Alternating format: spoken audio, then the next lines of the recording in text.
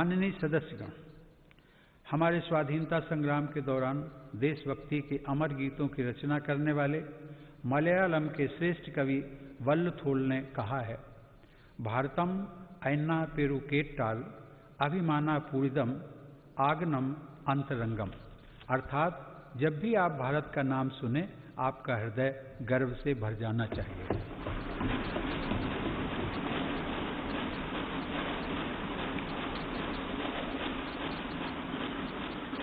मेरी सरकार भविष्य के भारत की व्यापक भूमिका को देखते हुए अपनी सैन्य तैयारियों को सशक्त करने में जुटी है।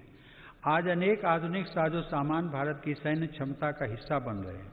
रक्षा क्षेत्र में आत्मनिर्भरता पर भी सरकार का जोर है।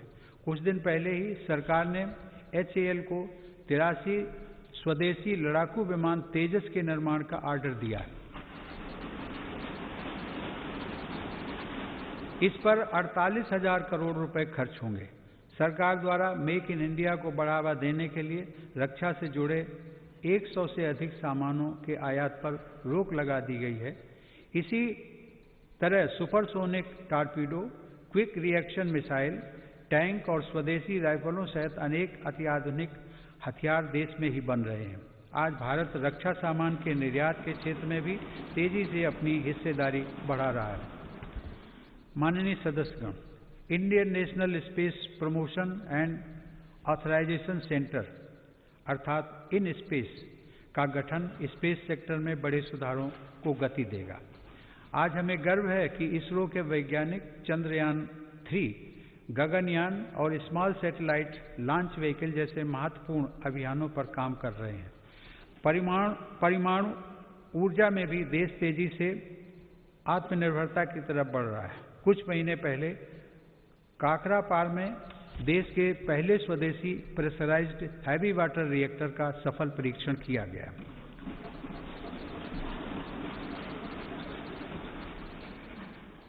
माननीय सदस्यगण, विकास के साथ ही पर्यावरण सुरक्षा भी मेरी सरकार की सर्वोच्च प्राथमिकताओं में से एक है।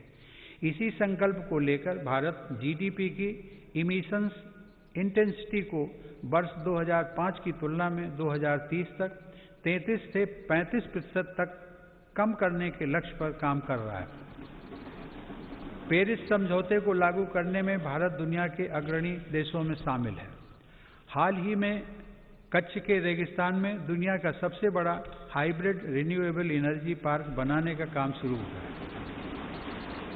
पिछले 6 वर्षों में भारत की नवीकरणीय ऊर्जा क्षमता में 2.5 गुना वृद्धि हुई है, जबकि सौर ऊर्जा क्षमता 13 गुना बढ़ी है। आज देश में कुल ऊर्जा उत्पादन क्षमता का लगभग 1/4 हिस्सा नवीकरणीय स्रोतों पर आधारित है। माननीय सदस्यगण, भारत अपनी वैश्विक जिम्मेदारियों को इस कोरोना काल में भी जिस गंभीरता से निभा रहा है, उसे आज दुनिया देख रही है। वसुधैव कुटुंबकम की भावना को चरितार्थ करते हुए भारत ने देश की घरेलू जरूरतों को पूरा करने के साथ ही 150 से अधिक देशों को जरूरी दवाइयों की आपूर्ति की। भारत वैश्विक स्तर पर वैक्सीन की उपलब्धता को सुनिश्चित करवाने के लिए प्रतिबद्ध है। यह देश का गौरव बढ़ाने वाली बात है कि वंदे भारत मिशन, जो दुनिया में इस प्रकार का सबसे बड़ा अभियान है, उसकी सराहना हो रही है। भारत ने दुनिया के सभी हिस्सों से लगभग 50 लाख भारतीयों को स्वदेश वापस लाने के साथ ही 1 लाख से अधिक विदेशी नागरिकों को भी उनके अपने देशों तक पहुंचाया है। कोविड-19 की बाधाओं के बावजूद भारत ने सभी साथी देशों से अपने संपर्कों और संबंधों को और मजबूत बनाया है। इस दौरान बड़ी संख्या में शिखर सम्मेलन, बहुपक्षीय कार्यक्रम और आधिकारिक बैठकों के जरिए अंतर्राष्ट्रीय सहयोग को भारत ने आगे बढ़ाया है। भारत ने ऐतिहासिक वैश्विक समर्थन हासिल करके इस वर्ष 8वीं बार एक अस्थायी सदस्य के रूप में सुरक्षा परिषद में प्रवेश भी किया है। भारत ने 2021 के लिए ब्रिक्स में अध्यक्ष पद भी ग्रहण किया है। माननीय सदस्यगण, आज जब भारत दुनिया में अपनी नई पहचान के साथ आगे बढ़ने के लिए तत्पर है, तो हमें भी उतने ही बड़े संकल्पों को सिद्ध करना होगा। 2021 का यह वर्ष हमारे लिए इसलिए भी अहम है, देश ने कुछ दिन पहले 23 जनवरी को नेताजी सुभाष चंद्र बोस के जन्म दिवस को पराक्रम दिवस के रूप में मनाया।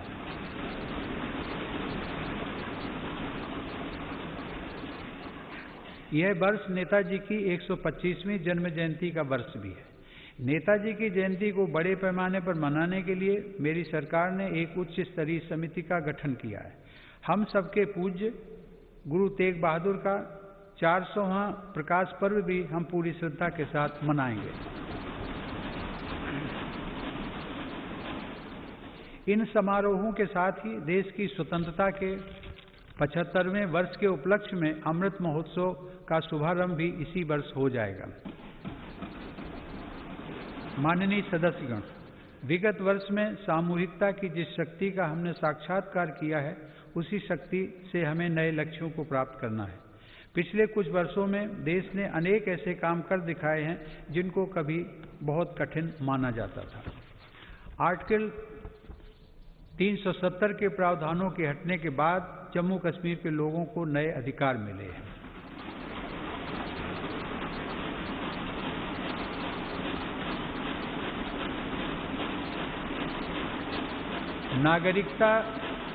नागरिकता संशोधन कानून संसद द्वारा पास किया जा चुका है।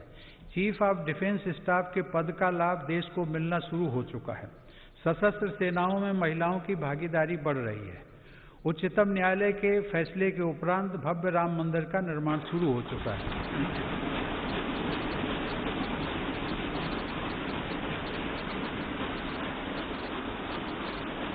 ईज ऑफ डूइंग बिजनेस की रैंकिंग में भारत ने रिकॉर्ड सुधार किया है। अब कंप्लायंस से जुड़ी बाधाओं को दूर करने पर विशेष बल दिया जा रहा है। वर्ल्ड टूरिज्म इंडेक्स की रैंकिंग में भारत 65वें से 34वें रैंकिंग पर आ गया है।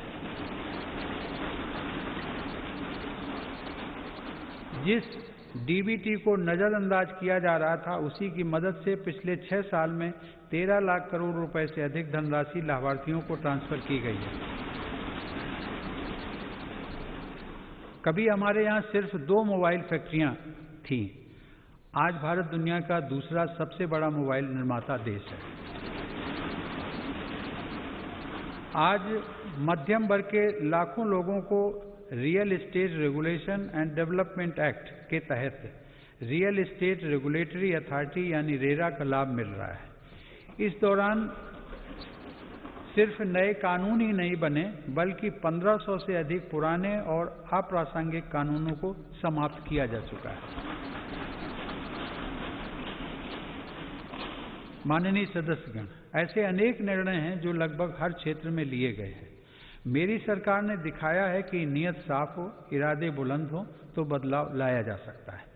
इन वर्षों में मेरी सरकार ने जितने लोगों के जीवन को छुआ है वह अभूतपूर्व है। हर गरीब का घर रोशन हो, इसके लिए 2.5 करोड़ से अधिक बिजली कनेक्शन निःशुल्क दिए गए।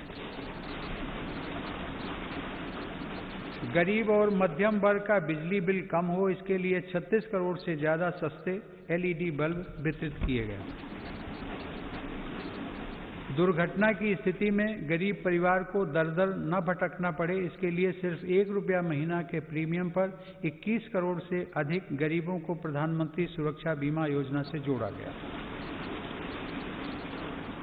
गरीब की मृत्यु के बाद उसके परिवार के पास एक संबल रहे, इसलिए सिर्फ 90 पैसा प्रतिदिन के प्रीमियम पर लगभग 9.5 करोड़ लोगों को प्रधानमंत्री जीवन ज्योति बीमा योजना से जोड़ा गया।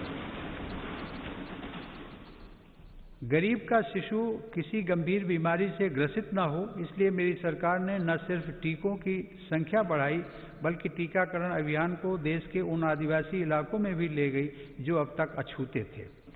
मिशन इंद्रधनुष के तहत 3.5 करोड़ से अधिक बच्चों का टीकाकरण किया गया।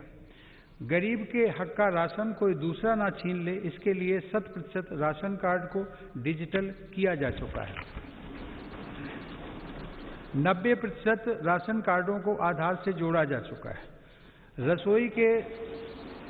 रसोई के धुएं से गरीब बहन बेटी की सेहत न खराब हो, इसके लिए उज्ज्वला योजना के तहत 8 करोड़ से ज्यादा मुफ्त कनेक्शन दिए गए। गरीब बहन बेटी की गरिमा बढ़े, उनकी परेशानी कम हो, इसके लिए स्वच्छ भारत मिशन के तहत 10 करोड़ से ज्यादा शौचालय बनाए गए। घर में काम करने वाले भाई बहन, गाड़ी चलाने वाले, जूता सिलने वाले, कपड़ा प्रेस करने वाले, खेतिहर मजदूर, ऐसे गरीब साथियों को भी पेंशन मिले, इसके लिए प्रधानमंत्री श्रम योगी मान धन योजना चलाई गई। गरीब को बैंकिंग व्यवस्था का लाभ मिले, इसके लिए 41 करोड़ से अधिक गरीबों के जनधन खाते खोले गए। इनमें से आधे से अधिक खाते हमारी गरीब बहनों और बेटियों के हैं। माननीय सदस्यगण, ये सिर्फ आंकड़े नहीं हैं, इनमें से हर आंकड़ा अपने आप में एक जीवन गाथा है। इस संसद के अनेक सदस्यों ने अपने जीवन का बहुत लंबा समय इन्हीं परिस्थितियों में गुजारा है। हमारे जिस कार्य से गरीब भाई बहनों की चिंता, उनका दुख और तकलीफ कम हो सके, उन्हें अधिक से अधिक मूलभूत सुविधाओं के साथ जोड़कर सशक्तिकरण और आत्मसम्मान के पथ पर आगे बढ़ाया जा सके, ऐसा प्रत्येक कार्य इस संसद में हमारी उपस्थिति को सार्थक बनाएगा। मुझे गर्व है कि मेरी सरकार पूरी निष्ठा और ईमानदार नियत के साथ पिछले 6 वर्षों से इस दिशा में निरंतर काम कर रही है, फैसले ले रही है तथा उन्हें लागू कर रही है। माननीय सदस्यगण, वीरता, अध्यात्म और प्रतिभाओं की भूमि पश्चिम बंगाल के सपूत गुरुदेव रविंद्रनाथ टैगोर के बड़े भाई ज्योतिरिंद्रनाथ टैगोर ने देश प्रेम से भरे एक ओजस्वी गीत की रचना की थी। उन्होंने लिखा था, चौल रे सौवे भारोत संतान, मातृभूमि कोरे आवाहन, वीर ओ दौर पे पौरुष गौरवे, साध सावे देशेर कल्याण। अर्थात मातृभूमि आह्वान कर रही है कि भारत की संतानों, सभी मिलजुल कर चलते रहो, वीरता के स्वाभिमान तथा पौरुष के गर्व के साथ तुम सभी देश के कल्याण की निरंतर कामना करते रहो। आइए हम सब मिलकर आगे बढ़ें, सभी देशवासी मिलकर आगे बढ़ें, अपना कर्तव्य निभाएं और राष्ट्र निर्माण में अपना योगदान दें। आइए भारत को आत्मनिर्भर बनाएं।